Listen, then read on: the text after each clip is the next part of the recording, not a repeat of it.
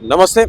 రీసెంట్‌గా MLC election ఫలితాలు కూడా ఒకవైపు బీజేపీ పార్టీ ఎలాగైనా గెలుస్తామని చెప్పి చాలా సందర్భాల్లో ధీమాగా వ్యక్తం చేసిన పరిస్థితి అండ్ అలాగే గెలిచిన చూపించింది. ఇంకోవైపు కాంగ్రెస్ పార్టీ రేవంత్ రెడ్డి చేసిన కమెంట్స్ వల్లనే కాంగ్రెస్ పార్టీ అభ్యర్థి ఓడిపోయిందని చెప్పి ఇంకోవైపు ప్రచారం జరుగుతుంది. అసలు మాట్లాడదామంటే ఎమ్మెల్సీ ఎలక్షన్స్లో ఇటు గ్రాడ్యుయేట్స్ కావచ్చు, టీచర్స్ కావచ్చు, ఇంత ప్రదేశాత్మకమైన ఎలక్షన్స్లో సో ఎందుకు ఓడిపోవాల్సి వచ్చారు? రేపు లోకల్ బాడీ ఎలక్షన్స్ వస్తున్నాయి. ఈ ఎలక్షన్సే లోకల్ బాడీ ఎలక్షన్లో ఎఫెక్ట్ చూపిస్తా లేదా అని చెప్పి అన్ని అంశాలపైన మాట్లాడదాం. దీనిపైన మాట్లాడడానికి మనతో పాటు టీవీసీసీ జనరల్ సెక్రటరీ సో మనతో పాటు డాక్టర్ లింగం యాదవ్ అన్న ఉన్నారు. అన్న నమస్తేనా. సో చెప్పండి అన్న, ఫస్ట్ ఎమ్మెల్సీ ఎలక్షన్స్ లో ఇటు బీజేపీ పార్టీ రెండు గెలిచిన పరిస్థితి అండ్ కాంగ్రెస్ పార్టీ ఏమో రేవంత్ రెడ్డి చేసిన కమెంట్స్ వల్లనే ఓడిపోయారు అని చెప్పేసి కూడా చెప్తా ఉన్న పరిస్థితి. అలాంటిది ఏమీ లేదండి. ఇవాళ తెలంగాణలో ప్రజాప్రభుత్వం గౌరవనీయ ముఖ్యమంత్రి రేవంత్ రెడ్డి గారి ఆధ్వర్యంలో అభివృద్ధి, సంక్షేమము, సామాజిక న్యాయమే ధ్యేయంగా నిరంతరం ప్రజలకు అందుబాటులో ఉంటూ ఇవాళ పరిపాలన జరుగుతుంది. ఏదైతే ఎమ్మెల్సీ ఎలక్షన్లో టీచర్స్ ఎమ్మెల్సీ ఎలక్షన్లో మేము కాంగ్రెస్ పార్టీ పోటీ చేయలేదు. ఎందుకంటే టీచర్ అనేది ఒక పవిత్రమైన వృత్తి, విద్యార్థుల భవిష్యత్తు ఆధారపడి ఉంటే దాంట్లో మనం రాజకీయంగా చేయడం మంచిది కాదనే ఉద్దేశంతో మేము క్యాండిడేట్ను పెట్టడం లేదు. అదేవిధంగా ఇవాళ గ్రాడ్యుయేట్స్ కాన్స్టిట్యున్సీ ఏదైతే ఉందో గతంలో కాంగ్రెస్ పార్టీ గెలిచింది. ఈ గతంలో కంటే కూడా ఇప్పుడు కూడా కాంగ్రెస్ పార్టీకి ఓటు బ్యాంక్ ఎక్కడా తగ్గలేదు. కానీ దీంట్లో ప్రధానంగా బీజేపీ పార్టీ గెలవడానికి బీఆర్ఎస్ పార్టీ సపోర్ట్ చేసింది. ఇవి మనకు చాలా స్పష్టంగా అర్థమవుతుంది. మరి 10 ఏళ్ళు తెలంగాణని పరిపాలించినటువంటి బీఆర్ఎస్ పార్టీ ఇవాళ క్యాండిడేట్ పెట్టకపోవడం అనేది ఇవాళ మనం దాన్ని అర్థం చేసుకోవాలి. దీని అనుకున్నటువంటి కుట్రని అంటే కేటీఆర్ చేసినటువంటి 10 ఏళ్ళ అవినీతి అక్రమాలు ఇవాళ బయటకు వస్తున్నాయి. ఎట్లయినా కేటీఆర్ అరెస్ట్ కావడం తథ్యం. దీని నుంచి తప్పించుకోవడం కోసమే మొత్తంగా బీఆర్ఎస్ పార్టీనే బీజేపీ పార్టీకి తాకట్టు పెట్టి బీజేపీ క్యాండిడేట్ గెలవడానికి కృషి చేసినటువంటి వ్యక్తి ఇవాళ బీఆర్ఎస్ నాయకులు. అందువల్ల ఇద్దరు కలిసి కలయికపంగ వల్ల ఇవాళ కాంగ్రెస్ పార్టీ ఓడిపోవడం జరిగింది తప్ప ఎక్కడ కాదు. మీరు ఆ డిఫరెన్స్ కూడా ఇద్దరు కలిసి పోటీ చేసినా కూడా ఇవాళ గెలిచిన క్యాండిడేట్ మా క్యాండిడేట్ పెద్ద డిఫరెన్స్ లేదు. ఇంకా చాలా ఓట్లు కొంతమంది గ్రాడ్యుయేట్స్లు కూడా దాని ఓటింగ్ సరైనగా వినియోగించుకోకపోవడం వల్ల కొన్ని చాలా వరకు చెల్లనిగా ఉన్నాయి. ఏదేమైనా ఈ ఎలక్షన్ తోటి పెద్దగా ఒరిగేది ఏం లేదు.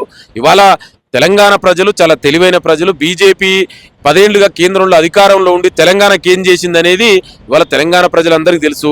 బండి సంజయ్ గారు మాట్లాడుతున్నారు ఎలక్షన్స్ లో రిజల్ట్ వచ్చిన తర్వాత గెలిచిన తర్వాత సో చెప్తున్నారు ఇది కాంగ్రెస్ పార్టీకి రంజాన్ గిఫ్ట్ ఇస్తున్నాం, తీసుకోండి, పండగ చేసుకోండి అన్నాడు.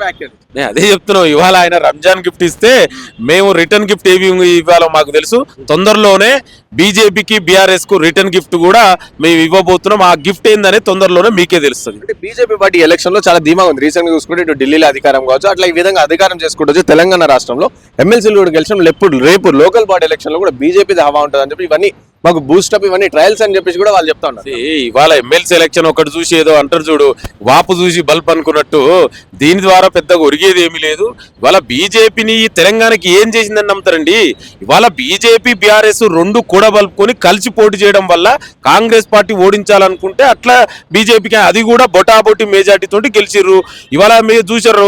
మరి రేపు స్థానిక సంస్థల్లో చూద్దాం. స్థానిక సంస్థల్లో డెఫినెట్ కూడా కాంగ్రెస్ పార్టీ మెజార్టీ సీట్ గెలుస్తుంది. ఇవాళ బీజేపీకి ఇంకా క్యాడర్ లేదు తెలంగాణ. వాళ్ళు ఏం చేసిరని ఓట్లేస్తారు? 10 ఏళ్లుగా తెలంగాణకు విభజన చట్టంలో ఉన్నటువంటి హామీలు అమలు చేసిరా?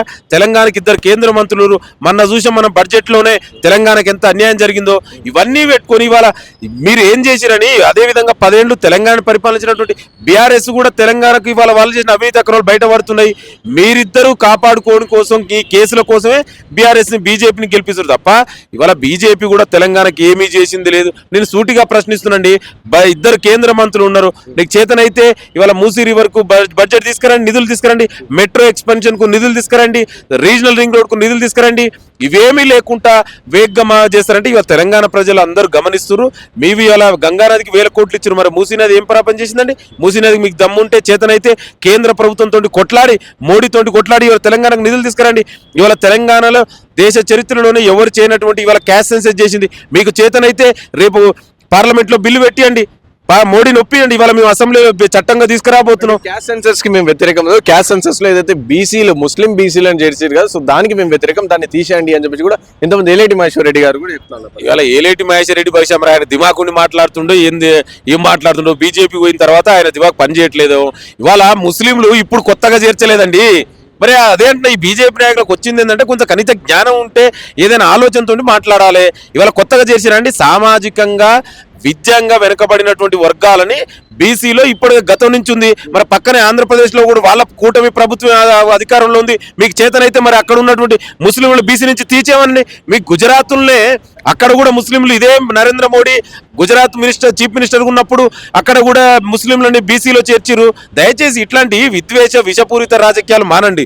మీకు చేతనైతే అభివృద్ధి మీద చర్చ పెట్టండి, ఎన్ని ఉద్యోగాలు ఇచ్చారో చర్చ పెట్టండి. 10 ఏళ్ల కేంద్ర ప్రభుత్వం అన్నాడు, మీరు ఏమన్నారు నరేంద్ర మోడీ సంవత్సరానికి 2 కోట్ల ఉద్యోగాలు, మరి వాళ్ళకి దాదాపు 11 సంవత్సరాలు. ఇవాళ ఎక్కడ పోయినండి ఉద్యోగాలు? ఆ ఉద్యోగాలు 22 కోట్ల ఉద్యోగాలు వస్తే తెలంగాణ యువతకు కూడా వచ్చేది కదా. ఇవాళ మేము సంవత్సర కాలంలోనే 55,000 ఉద్యోగాలు ఇచ్చాం. ఇవాళ దయచేసి మీరు బీసీలకు బీజేపీకి చిత్తశుద్ధి లేదు.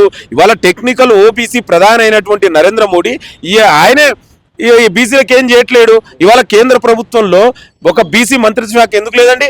రేపు జరగబోయే జనగణనలో కులగణన చేస్తామని నరేంద్ర మోడీ చెప్పండి, బీజేపీ నాయకులు కేంద్ర మంత్రులు చెప్పమనండి. మీకు చేతనైతే రేపు దేశవ్యాప్తంగా జరిగే జనగణనలో క్యాస్ట్ సర్వే చేపించండి. మేము ఇవాళ తెలంగాణలో చేసాం కదా శాస్త్రీయబద్ధంగా.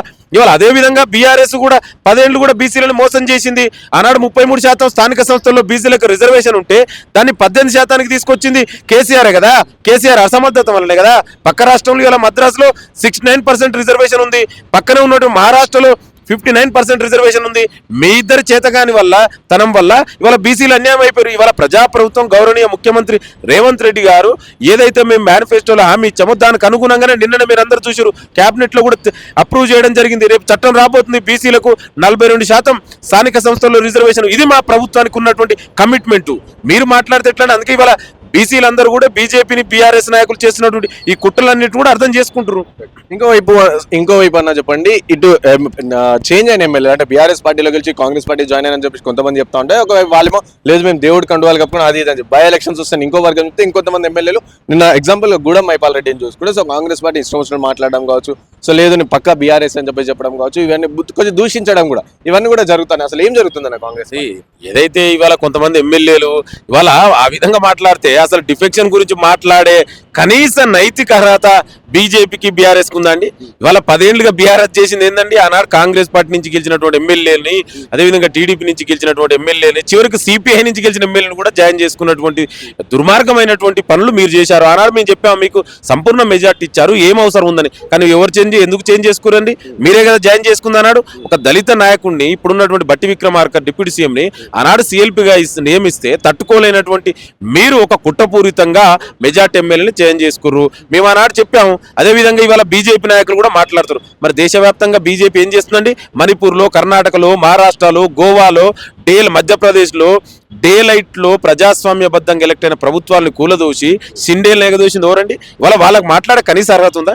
నేను ఇంకా కూడా ఏం చెప్తున్నంటే, మీరిద్దరు ఇవాళ ప్రజాప్రభుత్వం గౌరవ ముఖ్యమంత్రి రేవంత్ రెడ్డి గారు నిండు అసెంబ్లీనే చాలా స్పష్టంగా చెప్పారు ప్రజాస్వామ్యంలో ప్రతిపక్షం ఉండాలని. కానీ మీరిద్దరు ఏం చేశారు? ఈ ప్రభుత్వాన్ని కూలగొడతామని ఒకరు, పేల్చేస్తామని ఒకరు అంటే వాళ్ళంతా వాళ్ళే వచ్చారు. అయినా కూడా ఇవాళ ఎమ్మెల్యేలకు వాళ్ళ క్లారిటీ ఉంది, వాళ్ళే చాలా స్పష్టంగా దీని మీద మాట్లాడారు.